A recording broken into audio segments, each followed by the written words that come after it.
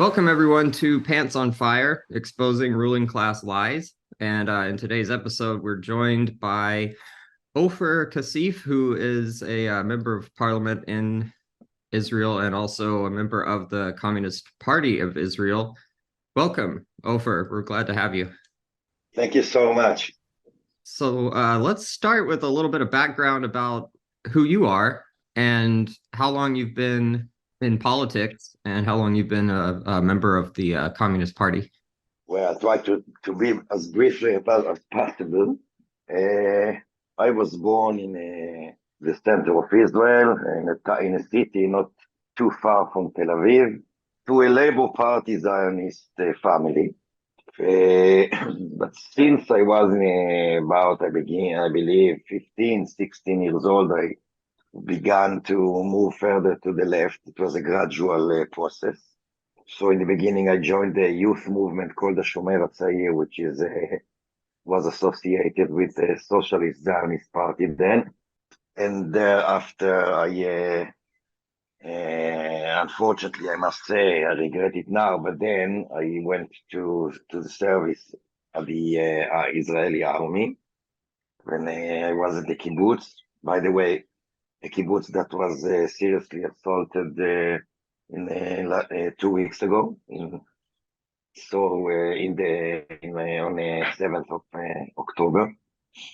And after I finished the service, I went to the university, the Hebrew University, and I began to, during the service, my views began to shift more to the left. And when I left the university, after a while, the first Intifada, the Palestinian uprising, began, and I was called to reserve service, which I refused because it was supposed to be in Gaza. So that was the first time that I refused to serve in the military in the occupied Palestinian territories. I was in prison. Thereafter, I was another 3 times, altogether 4 times in military prison for refusing to serve in the occupying forces in the occupied Palestinian territories. And then I joined the Communist Party at the same time, more or less. I was also the chairperson of the leftist, Jewish Arab leftist student association of the Hebrew University. And I was a parliamentary assistant to the general secretary then of the Communist Party in the parliament. And ever since, I'm a member of the party. When I was outside of Israel for my PhD and postdoc, my PhD was in England, and thereafter a postdoc in the States. So then I wasn't too active politically, just a bit. And when I came back to Israel, so I rejoined the Communist Party and was elected about 10 years ago, perhaps more, to the leadership of first of all to the Central Committee, afterwards to the Political Bureau, and I was elected to the list, which led me to be a member of the parliament almost 5 years ago, in March 19, and here I am. So I think a lot of people would be surprised to hear that a member of parliament is also a member of the Communist Party, and that's because that's something that here in the United States, obviously, we don't. It would be unheard of for a open. Yes, because the system is totally different, So that has to do a lot with who's in the parliament or in the Congress in your case, or otherwise. The system is totally different. Israel is a radical multi-party system. That is to say that it consists of many parties which participate in elections normally. We are talking about 40, 50 parties that normally participate in elections. But eventually, even within the Knesset, within the parliament, there are more than 10 different parties or lists. So it is a radical multi-party system. The Communist Party, under different names, different coalitions, has always had representatives in the parliament since the establishment of the state in 48. So that was a very brief political science speech or lecture. Well, thanks for that. And so let's go back to your early life. You said you served in the military and then you went to university and then they asked you to come back. No, that was in Israel. It is compulsory to serve in the army in principle, for women too. But also there's a reserve service. So after, if normally those who go to service serve, men serve 3 years. That's the basis, and women 2 years. Now, after you finish with this compulsory service, there is a reserve service. So in normal days, people serve, it may be 2 weeks, it may be 1 month per year reserve service. And of course, if there's an emergency or special times like nowadays, unfortunately, so you may be called upon by to come immediately to reserve service, and that may take even more than 1 month or 2 months. For instance, if there's a last war, you may be called up to reserve service, even if you are, say, 40 or more, for maybe for 2, 3, or 4 months, depends on the situation. But that's why I was called upon, for a reserve service then in the end of 87, beginning of 88. And so you went to military prison a couple of times over your conscientious objection to serving in Gaza. Exactly. I mean, the first time was in Gaza. Some other times were in other places in the occupied Palestinian territories. But in principle, that's true that I refused to serve as an occupier, and therefore I was imprisoned 4 times. So what was that like, being in a military prison? I mean, that wasn't that bad. The only problem in the first time was that I was the first person who refused publicly and was imprisoned. So, and under the circumstances of the first Palestinian uprising, and first uprising in general against the occupation. So that wasn't that easy, because I wasn't, I should have put it as an understatement, I wasn't the most popular guy in prison, so, or in society at all, as a whole, and I got used to it, yes. But wasn't that bad for different reasons. I made some friends there, so it was okay. And afterwards, in the other times that I was in prison, there were already many more who refused to serve in the occupied territory. So we were a group of almost 10 prisoners for the same thing. So it was much more easier on us. So what was it like growing up in Israel, going to school, and what did you learn about Zionism? Look, one has to understand that Israel is a very conformist society, especially around two things. I do not say if it's good or bad. I just, first of all, wants to just to reveal something that perhaps people are not aware of. One is the military. One is the Holocaust. The Holocaust has a very strong collective memory in Israel. And of course, it is reasonable. It is understandable. Right. The problem is not the very remembrance, which I share. The problem is the political manipulation and ideological manipulations that are done in that matter. That's the problem. I totally support and cherish the memory of the Holocaust victims and survivors, as well as of victims of slavery, for instance, in the States, or other victims around the world. So I do share that memory, and I think it should be strongly learned at school. The problem is that the governments of Israel, and always, but it became from bad to worse throughout the years, that the governments of Israel manipulated for nationalist, xenophobic causes. That's the problem. For instance, there is this saying that has been used in the last 2 weeks since the terrible criminal massacre carried out by Hamas, that never again. Now, never again could be understood in two different ways. One way is that never again to the Jewish people. The second is never again for anyone. And of course, I totally endorse the second. The problem is that the education system in Israel and the public discourse in Israel is much more, in favor of the first option. And that, of course, means practically that the governments of Israel can do almost whatever they like under using the excuse of never again to us.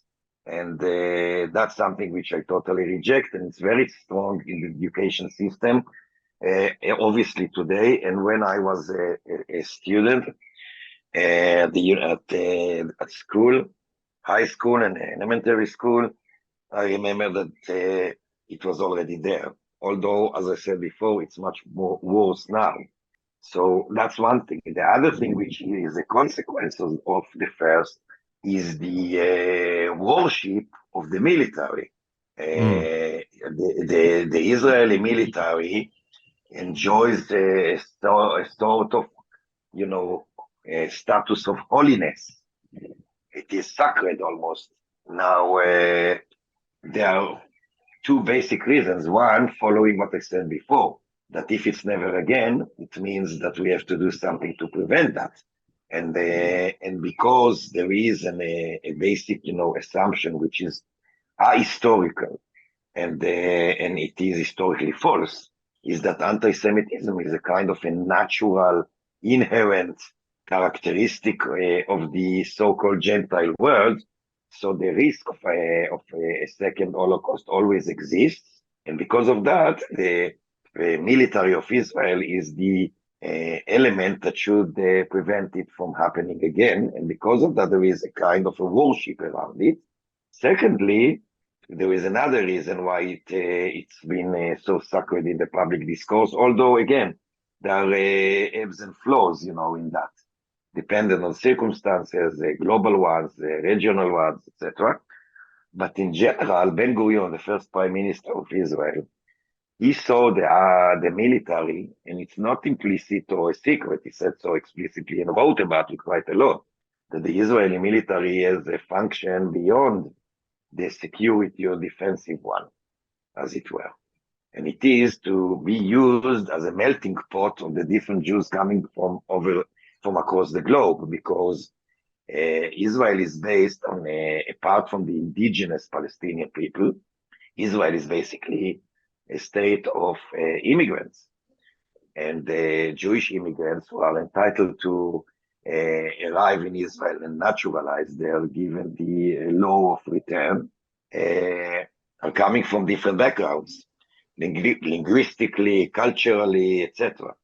So there was a need, as far as the Zionists saw it, and primarily Ben-Gurion, to create, so to speak, a melting pot which will take those different Jews who arrive in Israel and just, all together, if I use the metaphor, melt them into something different, which make them more resembling to each other. And the military was one of the most important factors in that sense, as Ben-Gurion saw it.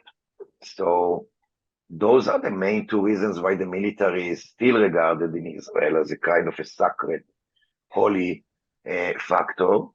And of course, it has a lot of influence everywhere in society, in politics, relations between Jews and Palestinians, between Occidental and Oriental Jews, women and men. Everything is derived to some extent from the army. And by the way, I must say the class structure of the army.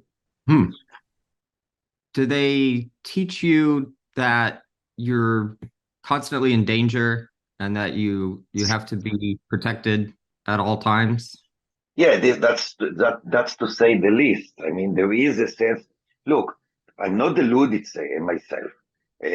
Israel, and the Israelis do need defense. I mean, it's not that everything, unfortunately.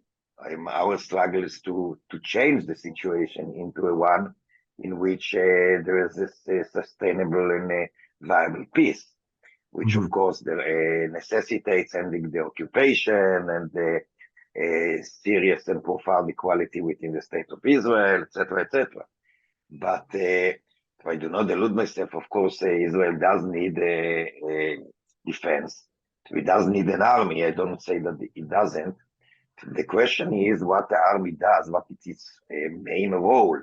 Unfortunately, at the present, for many years, the Israeli military is not used as a defense mechanism, but quite the contrary, as an occupying one.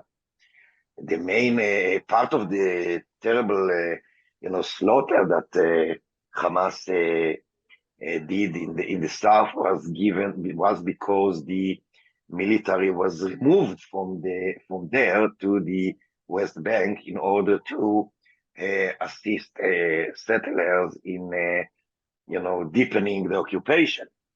So that's the main role of the military. So its very existence is not a problem. But given your question, the education is not around. It's definitely not in the last few decades, but even before. The education regarding the military and regarding the situation of Israel was not simply its interest or its gist was not just to say, look, there is a serious danger or risk because X, Y, Z, but it was, worshipping the military, as I said before.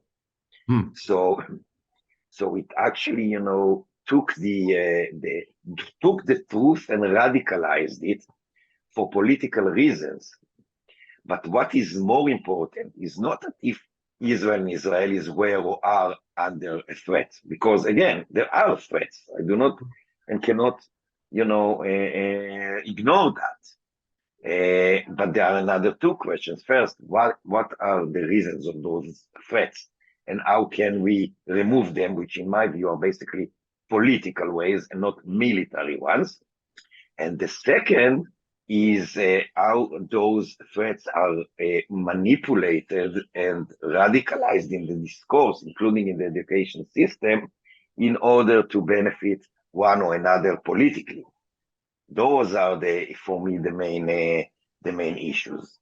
And as I said, ever since, or when I was in the education system of school, and definitely now, it is used and manipulated by different governments for their own political causes. That's the problem. And as I said before, taking anti-Semitism, which is, of course, a pandemic which should be tackled and should be fought against, but taking anti-Semitism as if it was a natural inherent characteristic of the world, that's something which, of course, it's ridiculous because it ignores history, it takes it out of history, it's ahistoric.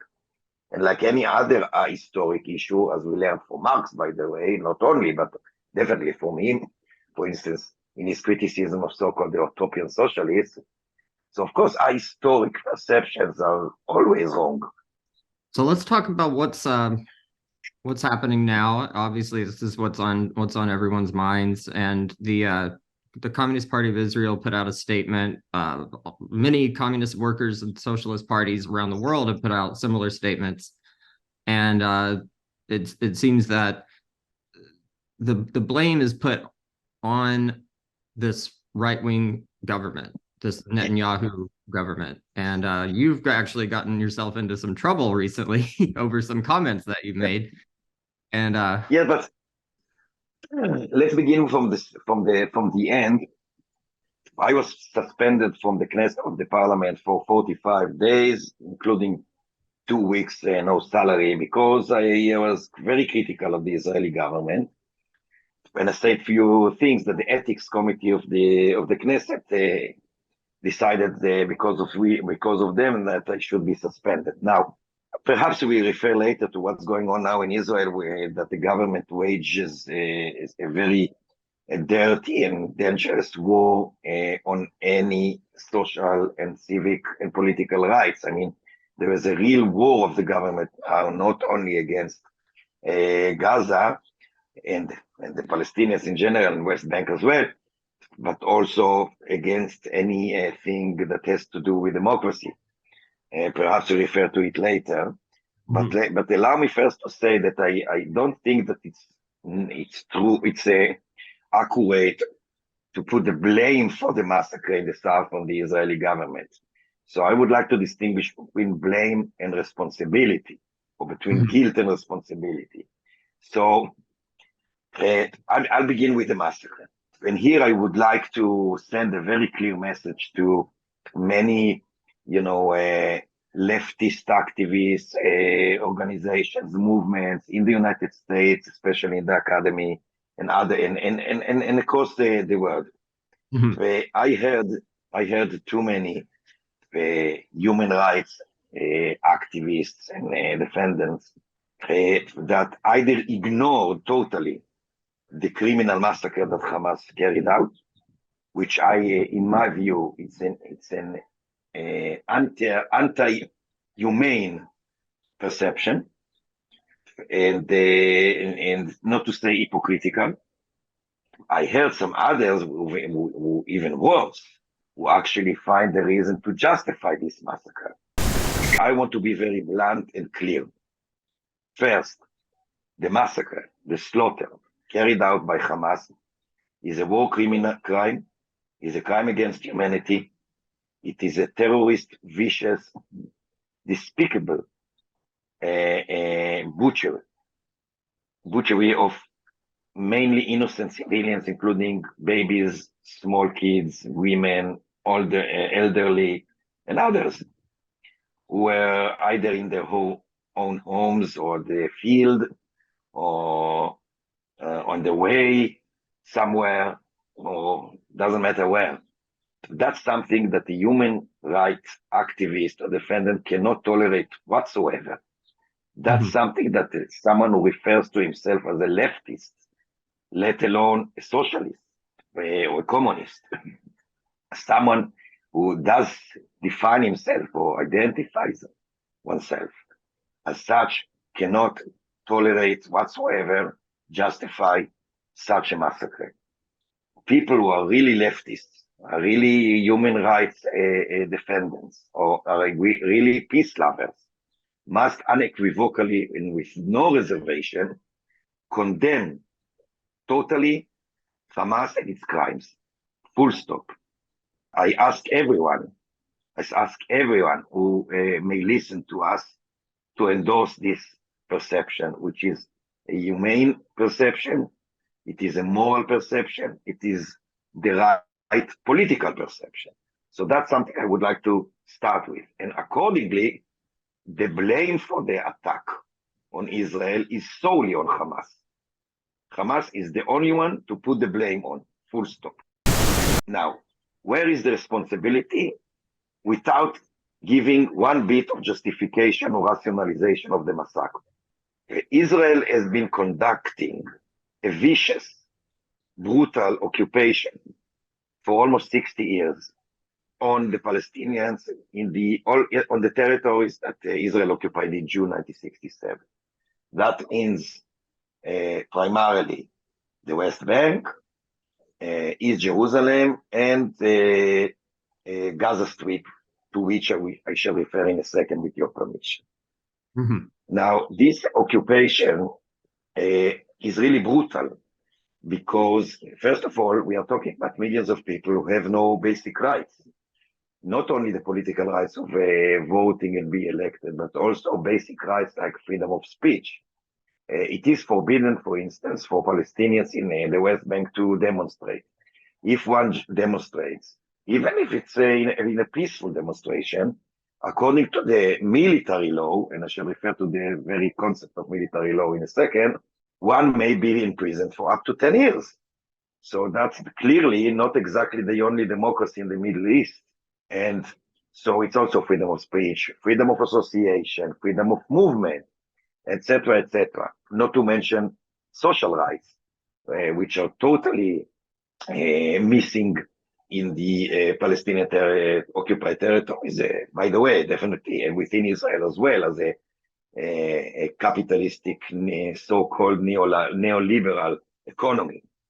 But going back to the Palestinian occupied territories, millions of people live under a very brutal occupation in the last few years, and especially under the current government, the last 9 or 10 months. The occupation is in a continuous deterioration as far as the death toll and the violence toll by settlers under the auspices of the occupation forces and the encouragement of the government. All those are getting stronger, bigger, and deeper. So many more Palestinians are killed, and by the way, by settlers as well, without being stopped, arrested, or charged, let alone prosecuted. So there is a Ku Klux Klan kingdom in the West Bank, especially in the last 9 or 10 months, but it began before. So this is one thing. Same, by the way, in East Jerusalem, there's an ethnic cleansing going on. Just to give you one example, just before the massacre and the war began, I visited two communities in the Jordan Valley, which is in the West Bank, the occupied West Bank. A solidarity visit to Palestinian farmers and shepherds. And by then already 4 communities were driven out of their land by the pogroms and violence of settlers, again, under the auspices of the occupying army. So pogroms, ethnic cleansing, and of course, apartheid regime, because the Palestinians in the occupied territories live under military regime, including military courts, whereas the settlers, for instance, are enjoying the civil court that the Israeli citizens in general enjoy. So there's not only an ethnic cleansing in the West Bank and East Jerusalem, but also in the West Bank there is in both. There's an apartheid system under which the Palestinians are subordinated to military rule, courts, and law. So if there is law, and as I said, they are attacked on a daily basis, not to say every hour, by settlers. Just 2 weeks ago, settlers just entered the village, the Palestinian village of Kusra in West Bank, shot dead, that is to say murdered in cold blood, 4 Palestinians, and went away. No one was arrested, no one was interrogated, nothing. The day after, at the funeral, again, some settlers came and shot dead 2 participants in the middle of the funeral, a father and son. And those are things, those crimes are taken, are occurring, happening on a daily basis. So that's one thing in East Jerusalem and West Bank. Gaza Strip is under a vicious, sadistic siege for 16 years. The governments of Israel always want to say that they left Gaza. Israel never left Gaza. It is indeed, just, of course, there are no military bases anymore. I mean, Israel dismantled the military bases and the settlements that were in Gaza Strip, but still controls Gaza Strip. It controls air. It controls, the commodities and resources that may enter or exit the Gaza Strip. It controls water, fuel, medicine. It controls water, the territorial water by the sea. So Palestinian fishermen are very limited. They cannot go, too far and to make living. And that's, of course, on top of the bombarding that occurred time and time again in the last 20 years or so. So All this situation is a volcano expecting to erupt. Again, I don't want to be understood as if I was saying that because of that there is any justification for the massacre done by the Hamas. No, there's no justification for such a carnage, not the occupation and nothing else. But it is a volcano that expected to erupt. I personally warned in at least 10 different official letters in the last 9 months to the defense minister, given the pogroms, the vicious attacks by settlers against Palestinians in the West Bank. I warned the defense minister time and time again that those pogroms, besides being evil, of course, and criminal, should be, tried in The Hague. But I said that on top of that, those pogroms are going to lead to a terrible bloodshed that everybody is going to pay the price because it's going to explode. I sent something like 10 different letters to the defense minister in the last 9 or 10 months. Up till now, I haven't got even one reply from him. So it was very obvious. The writing was on the wall for years, definitely months. The writing was on the wall. Everybody who's not blind, who's not choosing to be blind, everyone knew that under such duress, under such impossible lives, it's going to explode. I guess that no one could expect that it may have been exploded in the extent that we saw 2 weeks ago, almost 3 weeks ago. But still, the writing was on the wall. People cannot live under such conditions without erupting one stage or another. But the government preferred not only to ignore, but to strengthen Hamas and weaken the Palestinian Authority. Everybody talks about it now. But you know that Netanyahu in 2019 explicitly said in the convention of his party, the Likud party, that anyone who doesn't want to see a Palestinian state must strengthen the Hamas and weaken the Palestinian Authority. And those are not only words. That's what Netanyahu did as a prime minister for many years with different governments he led. He passed money, billions of dollars to the Hamas from Qatar. Everybody knows about it. It's not a secret. I do not reveal anything new. He wanted, the fascists in Israel wanted strong Hamas in order to use it as an excuse not to be engaged in any negotiations with the Palestinians towards ending the occupation. Smotrich, with the current Minister of Finance, as well as the minister in the Ministry of Defense, and who is a fanatic, fundamentalist, bigot, said in 2015, again, it's not a secret and it's not implicit. He said, the Palestinian Authority is a burden because it's ready to speak peace. Hamas is an asset because it refuses to speak peace. So they led. Again, I'm not talking about guilt. I'm talking about guilt in not doing something and in creating circumstances that could allow such a carnage like Hamas did to occur. That's what I'm trying to say. I want to be very clear in that. So nobody would have the chance to accuse me as if I said that Israel or the government of Israel is guilty in this carnage that happened in the south of Israel, because I don't say that. I said that the governments of Israel, especially the governments under Netanyahu, created consciously circumstances that led and allowed the carnage to happen. So that's something the world should know. Yes, and I really appreciate you making that distinction, because you're right.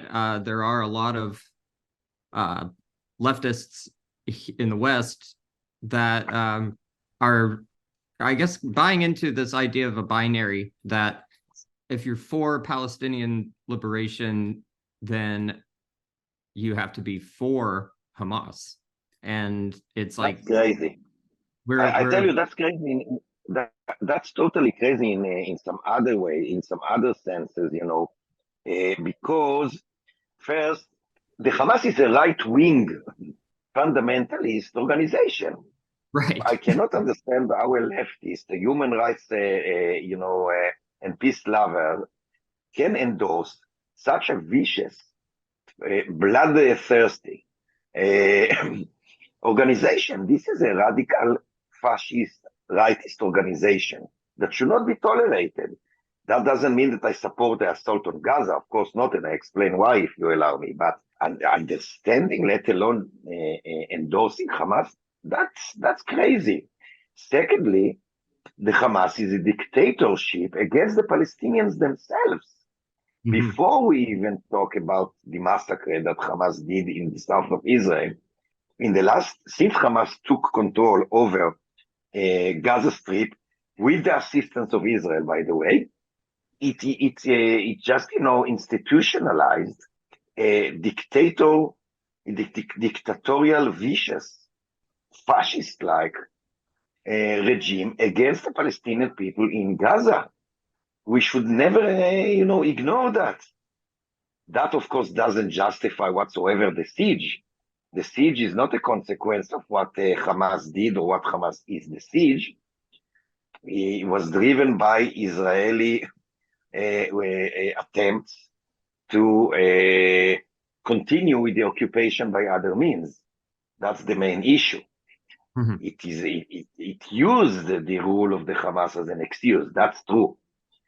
But Hamas is a vicious organization that causes a lot of damage to its own people. Right.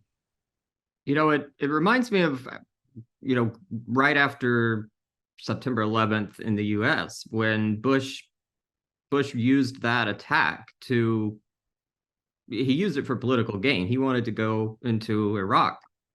And when there's an attack like that, especially when innocent civilians are killed, people will look the other way and accept a lot of things that are not right. And I think a lot of people at the time that said yes, we should invade Iraq, look back at that and realize that they just got caught up in the fervor. Yeah, yeah. Look, I guess that I guess you and our listeners know the book by Naomi Klein's, the shock doctrine. I think it's let me think how it's called. The name of the book. I'm trying to remember. Shock doctrine. The shock doctrine. That's it. That's it. Uh, Yeah. so in the shock doctrine, she actually, analyzes different incidents in the world. Some of them are, disasters caused by natural causes like Catherine in New Orleans, and some of them are disasters created by people, like the war in Iraq.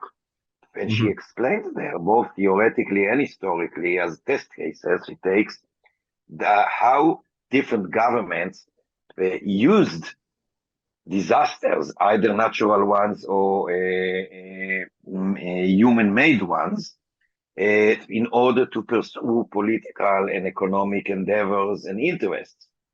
So it's the same was, of course, with what you mentioned after 9/11, and the same here.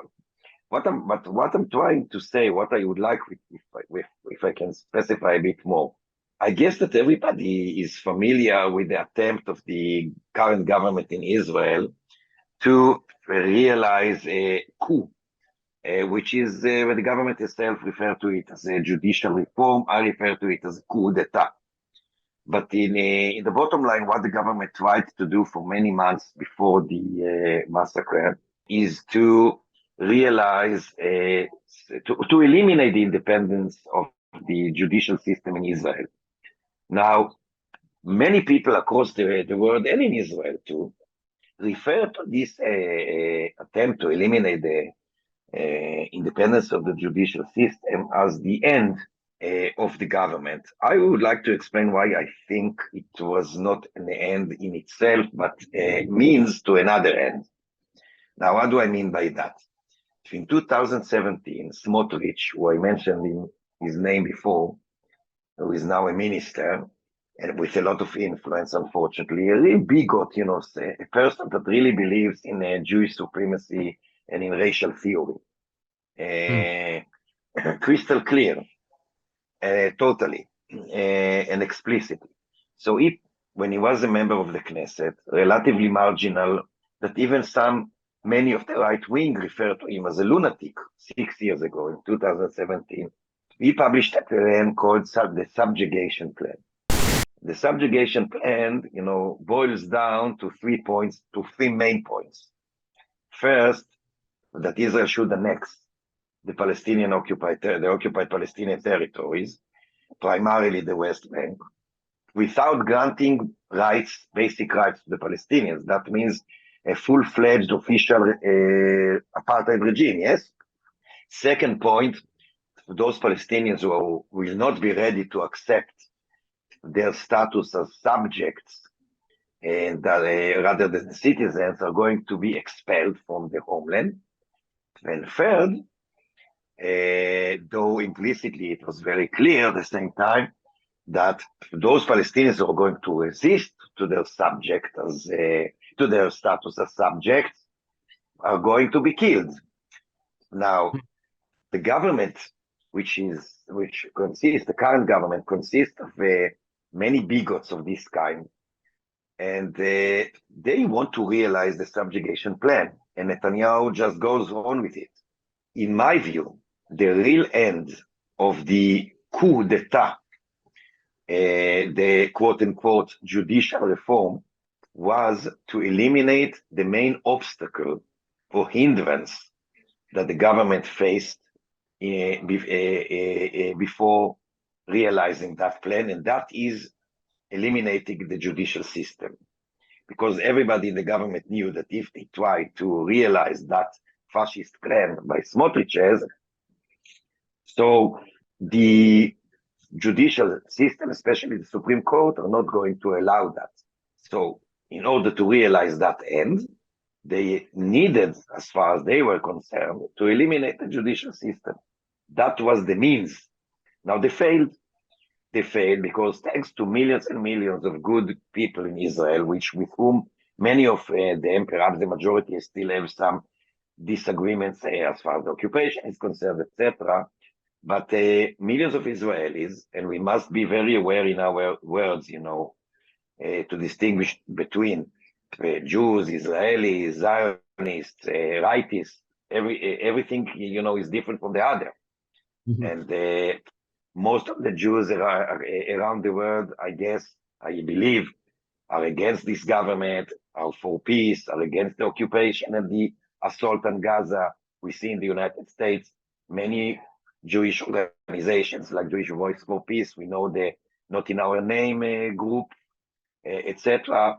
So we must be very aware not to conflate objection to the government with perish the thought anti-Semitism. And again, some people do conflate those two, and it's our role to stop them, to explain them, to tell them anti-Semitism is racism, is a crime, is wrong to say the least, it is despicable. Objecting to the government of Israel is a legitimate democratic stance, and in my view, a moral obligation for the benefit of all people in the area, Palestinians and Israelis, by the way. I'm not talking against Israelis, I'm talking against the government, because in my view, the government of Israel is against Israel and the Israelis, of course, alongside being viciously against the Palestinians. So anyway, once the government failed, thanks to some international pressure, alas, not enough, but mainly because of the huge demonstrations against a coup, they needed an alternative. Now I'm going back to what we began with in our chat. we talked about the militaristic character of the Israeli society and its history. Now, one of the things that the governments, different governments of Israel, have always tried to do since the very beginning of the state is that when there was a crisis that they could not solve, or the government could not afford to confront, they very often, more often than not, use the military or the security tension, etc., as a solution. That is to say, if you cannot solve something, do something in order to have a confrontation, even if a limited one, and everybody is going to join forces with you. See what I mean? So I do not say, of course, that the government of Israel is interested in this criminal carnage that Hamas did. I do not say that, because although this government consists of endless, lunatics, I still don't believe that they are so lunatic to, want their own people to be butchered. So that's not what I'm saying. I do say that the government of Israel wanted to create a low-level confrontation in order to use it as an excuse to pursue with the subjugation plan after it didn't succeed in doing so by the coup. Unfortunately, the Hamas carried out this slaughter, and the government of Israel, again, not that it wanted this slaughter, I emphasize it did not. And it was not aware of that ahead. I'm sure about it. Cannot imagine another scenario. But it did use it as an excuse to pursue and try to realize, at least in part, this subjugation plan of Smotrich's. And we can see that it does so by adopting 3 different strategies. The strategy vis-a-vis the Gaza Strip, which is a bloody, even genocidal, one may say, assault on innocent civilians, because the victims in Gaza, which is exceed 6,000 and more than 2,000 children, the assault on Gaza is first and foremost against innocent civilians. The victims are primarily not Hamas, people, but innocent civilians. So, and of course, under the smoke screen of this assault, the government of Israel continues with some other criminal activities in the West Bank and even within Israel itself, and I shall refer to it with your permission in a second. So Israel, first of all, one strategy against Gaza is the terrible, bloody, some experts say a genocidal assault on Gaza, which takes the lives of thousands of innocent civilians, and of course, also accompanied, as it were, with a transfer, with a forced expulsion of innocent people, including elderly and children and disabled from the north of the strip to the south. But under the screen smoke of the smoke screen of this in the West Bank, and I saw that Biden mentioned it yesterday, too little and too late.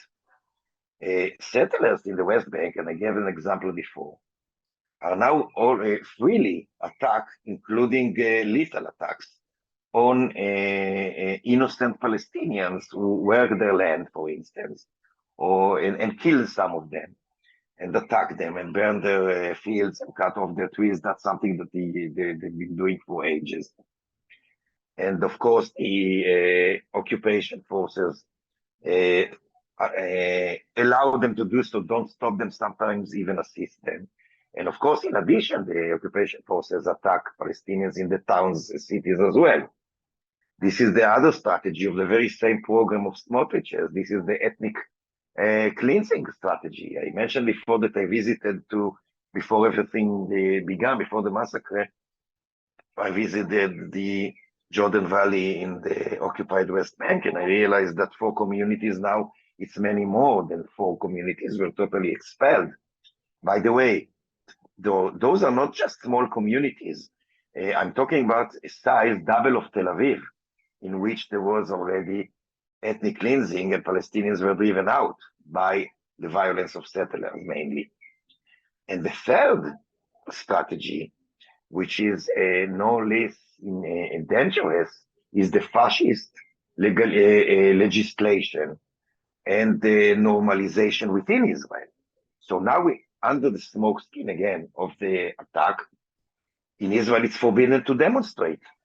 It is now forbidden to demonstrate for peace. People try to go to the streets to demonstrate, Jews and Arabs together, to demonstrate, not in favor of the criminality of Hamas, absolutely not. We are totally against Hamas. But to demonstrate for peace, for ceasefire, for exchange of prisoners and hostages, for life, not for death, to demonstrate for the benefit of all, to express sympathy also to the children of Gaza, yes, alongside the children of Israel, not instead. This is forbidden now. People now, when they try to demonstrate, they are beaten viciously by police forces because they try to demonstrate for peace. That's crazy. People don't pay attention to that. And that's done again under the auspices of Biden's administration support. Mm-hmm. And it's not only that it is forbidden to demonstrate. Hundreds of people were interrogated and arrested because they wrote on the social media, again, nothing in favor of Hamas, but in favor of peace and ceasefire. A person was in Jerusalem was arrested the other day, yesterday or the day before, by 10 armed policemen who broke into his house because on his balcony there was a sign saying about Jerusalem that there's no holiness in an occupied city. In Hebrew, it rhymes. So, and by the way, the sign is there for months. So he was arrested by 10 armed policemen who broke to his house because this sign. It is totally forbidden now to express any objection to war, any sympathy to the innocent civilians of Gaza, any call for ceasefire on the social network. It is forbidden to demonstrate. A meeting, a Jewish-Arab meeting that was organized and was supposed to take place yesterday was cancelled by the owners of the hall because he was he was threatened by the police that if he allowed such a meeting to take place, the police was going to close down the hall. So there is a war against basic democratic rights in Israel now. And of course, my suspension is part of it. Right. So people must be aware there are 3 fronts now, each of which under a terrible assault, with all the differences, the huge differences, terrible assault by the occupation system. And I want to emphasize, it is true that the main victims are the Palestinians, but the Israelis are also victims. They are victims of a fascist dictatorship that is gradually but firmly materializing now in Israel. And of course, they are victims of the occupation by being targeted like happened with the massacre of Hamas. The only way to stop the bloodshed for the benefit of all Palestinians, Israelis alike, is to end the occupation, to establish a Palestinian state besides Israel, to end the siege on Gaza. That is realistic. But unfortunately, the government of Israel and the fanatics in Israel and among the Palestinians do everything possible to prevent it. It is realistic because there are good people on both sides, peaceful people and peace lovers on both sides, Israelis and Palestinians. But we need the international community's support, which unfortunately we now lack. Right. And it's at this point, it's so difficult to even try to promote peace when that has been explicitly forbidden that you can't demonstrate for peace. Of course, that's the reason. As I said before, as I said before, in my view, the real end is to realize at least in part, the subjugation plan of Smotrich's, and to turn Israel into a full-fledged fascist dictatorship. That's what the government wants. And since it failed in doing so by coup, by this elimination of the judicial system, it uses the disaster, the carnage, the criminal slaughter that Hamas committed. They use it as an excuse to pursue with the very same plan they had before. That's something people must understand. It has nothing to do with the security of Israel and Israelis. I and my friends, we are interested in the security of Israel and the Israelis. Unfortunately, the government is not. So what is the status of, I know you're suspended now for 45 days, and I imagine you're not the only one who's under some fire at this point. And what does the opposition do? Is there a path forward at this point? Look, one of the problems is that, as I said before, that if there is a war, if there is something that has to do with security, whether it is imagined or whether it is real, it is, and of course the current situation is a real issue. The question is how to confront it. But in the past there were some imagined situations. But it is very common in Israel that when something like that happened, definitely something disastrous like happened in Israel 3 weeks ago. Unfortunately, the vast majority of the opposition joined forces with the coalition. That's exactly what Benny Gantz, and his companions did last week when they joined the government, and legitimized by that, by the way, the most fanatic and racist components in the Israeli politics and society. That's very unfortunate. But it's not only in joining the government. Apart from us in the parliament, that is the Hadash, which is the coalition, Democratic Front for Peace and Equality, which is based on the Communist Party. Together with Tal, there's a coalition of us, of two parties together, one list. We have 5 seats. Apart from us, the all so-called opposition just joined forces with the government, and they voted for an emergency government and votes for anything the government wants to do. That's part of the problem in Israel, that there's no real strong opposition that really presents an alternative. In the last at least 20 years, perhaps a bit more than 20 years, the alternative that to the right-wing governments and parties, an alternative calling for ending the occupation one way or another, reaching peace, engaging in dialogue with the Palestinians, etc. This alternative just, almost vanished altogether. We are the only ones who still stick to it. And that's the reason, by the way, that the so-called Zionist left collapsed in the last elections, because they don't present any real alternative now. Any alternative. Nobody apart from us is talking about ending the occupation. Nobody. Individuals, there are individuals, members of the Knesset, in different parties that do say, some of them explicitly and vocally, that they are against the occupation, but there are still part of parties which do not say that, and definitely do not do anything regarding that. So it is a very, very dire situation, which I'm very afraid of.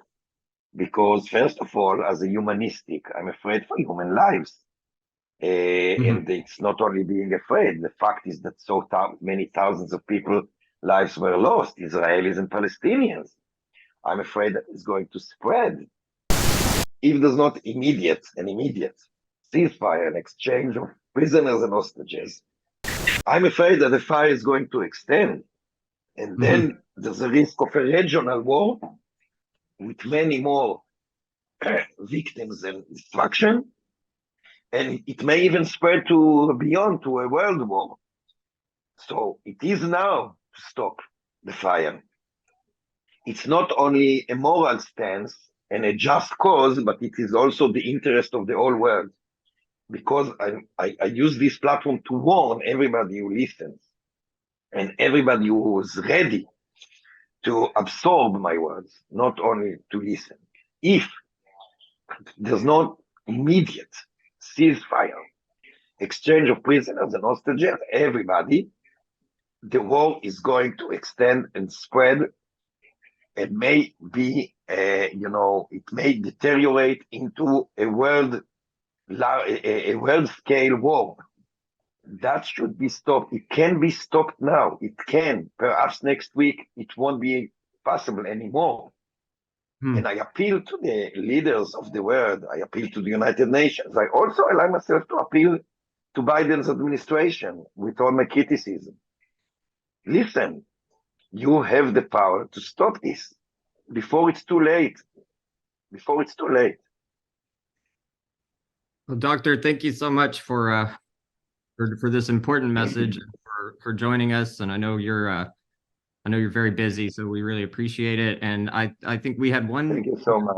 question about what can we've gotten several questions actually about what can we do here in the United States from not only from the Communist Party USA, but just left-leaning people in general. Are there organizations that we can donate to? What can we do to help? I think there are two things which are actually two sides of the same coin. First, of course, is to join forces with all progressive, democratic organizations, anti-war organizations, Jewish Voice for Peace, for instance, Palestinian progressive organizations. I'm not talking about, racist ones, because there are, and some, of course, communities, religious, progressive groups, to join forces and try to do something together. People of all races and origins and religions and classes, etc., to call upon the Biden administration to hold the fire, to reach ceasefire immediately, because Biden's administration has the power to contribute a lot to that. It's very unfortunate that thus far he's been doing exactly the opposite. And secondly, which is the other side of the same coin, do fight against anti-Semitism.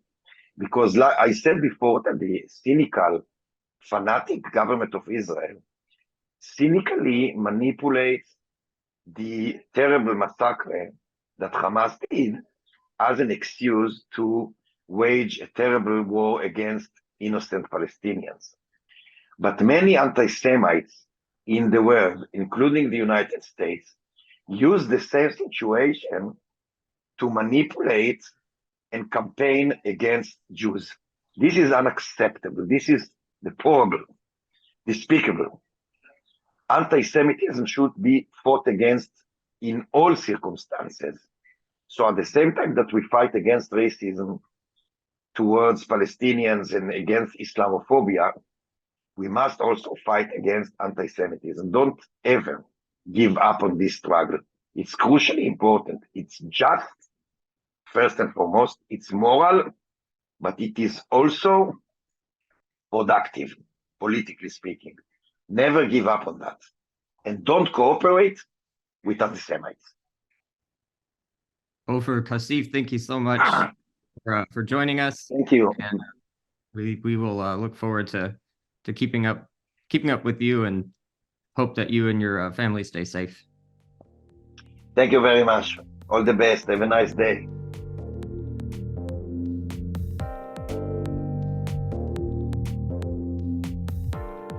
Thank you for listening to Pants on Fire, Exposing Ruling Class Lies, the podcast produced by the International Department of CPUSA. Visit our website, cpusa.org, to learn more about the party. Follow us on Twitter at CPUSA Department, and subscribe to this podcast on your favorite podcast app.